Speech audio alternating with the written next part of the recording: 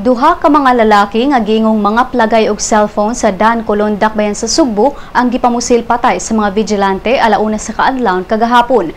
Unang gipusil mao si Ernesto Villanueva Estrera, 29 anyos, samtang ang ikaduhang biktima giilalang sa kapulisan nga Mr. X kinsa wala pa mailhi. Sa pasiunang investigasyon sa homicide section, nasutang naglakaw ang mga biktima og pag-abot sa eskina Colon ug Climaco usa ka nagmotorsiklo ang nisugat kanila.